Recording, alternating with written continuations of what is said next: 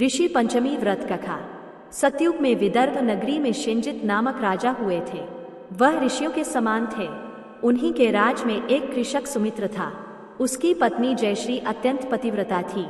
एक समय वर्षा ऋतु में जब उसकी पत्नी खेती के कामों में लगी हुई थी तो वह रजस्वला हो गई। उसको रजस्वला होने का पता लग गया, फिर भी वह घर के कामों में लगी रही।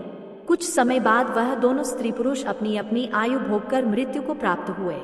जयश्री तो कुतिया बनी और सुमित्र को रजस्वला स्त्री के संपर्क में आने के कारण बैल की योनि मिली, क्योंकि ऋतु दोष के अतिरिक्त इन दोनों का कोई अपराध नहीं था। इसी कारण इन दोनों को अपने पूर्व जन्म का समस्त विवरण याद रहा। वे दोनों कुतिया और बैल के रूप में उसी नगर में अपने बेटे सुचित्र के यहाँ रहने लगे। धर्मात्मा सुचित्र अपने अतिथियों का पूर्ण सत्कार करता था। अपने पिता के श्राद्ध के दिन उसने अपने घर ब्राह्मणों को भोजन के लिए नाना प्रकार के भोजन बनवाए। जब उसकी स्त्री किसी काम के लिए रसोई से बाहर गई हुई थी तो एक सर्प ने रसोई की खीर के बर्तन में विष वमन कर दिया। कुतिया के रूप में सुचित्र की मां कुछ दूर से सब देख रही थी।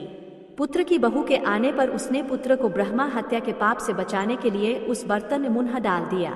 सुचित्र की पत्नी चंद्रवती से कुतिया का यह कृत्य देखा न गया और उसने चूल्हे में से जलती लकड़ी निकालकर कुतिया को मारी। बेचारी कुतिया मार खाकर इधर उधर भागने लगी। चौके में जो आयुधन आदि बची रहती थी वह सब सुचित्र की बहू उस कुतिया को डाल देती थी, लेकिन क्रोध के कारण उसने वह भी बाहर फिकवा दी। सब खाने का सामान फिकवा कर बर्तन साफ करके दोबारा खाना बनाकर ब्राह्मणों को खिलाया।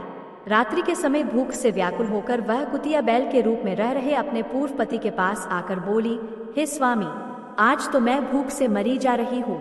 वैसे तो मेरा पुत्र मुझे रोज खाने को देता था, लेकिन आज मुझे कुछ नहीं मिला। सांप के विष वाले खीर के बर्तन को अनेक ब्रह्मा हत्या के भय से छूकर उनके न खाने योग्य कर दिया था। इसी कारण उसकी बहू ने मुझे मारा और खाने को कुछ भी नहीं दिया। मेरे पापों के कारण तो मैं भी इस योनि में आ पड़ा हूँ और आज बोया रोते रोते मेरी कमर टूट गई है। आज मैं भी खेत में दिन भर हल में जुटा रहा। मेरे पुत्र ने आज मुझे भी भोजन नहीं दिया और मुझे मारा भी बहुत। मुझे इस प्रकार कष्ट देकर उसने इस श्राद्ध को निष्फल कर दिया। अपने माता पिता की इन बातों को सुचित्र सुन रहा था।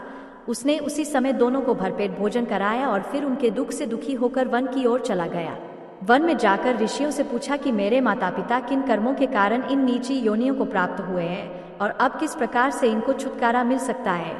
तब सर्वोत्तम ऋषि बोले, तुम इनकी मुक्ति के लिए पत्नी सहित ऋषि पंचमी का व्रत धारण करो तथा उसका फल अपने माता पिता को दो। भाद्रपद महीने की शुक्ल पंचमी को मुख शुद्ध करके मध्याह्न में नदी के पवित्र जल में स्नान करना और नए रेशमी कपड़े पहनकर अरुंधति सहित सप्तऋषियों का पूजन करना। इतना सुनकर सुचित्र अपने घर लौट आया और अपनी पत्नी सहित विधि विधान से पूजन व्रत किया। उसके पुण्य से माता पिता दोनों पशु योनियों से छूट गए। इसलिए जो महिला श्रद्धापूर्वक ऋषि पंचमी का व्रत करती है वह समस्त सांसारिक सुखों को भोग कर बैकुंठ को जाती है। दोस्तों, ये थी आज की कथा। आपको हमारी वीडियो अच्छी लगी हो तो वीडियो को लाइक करें, चैनल को सब्सक्राइब करें, कमेंट जय श्री कृष्णा जरूर लिखें। वीडियो देखने के लिए आपका धन्यवाद।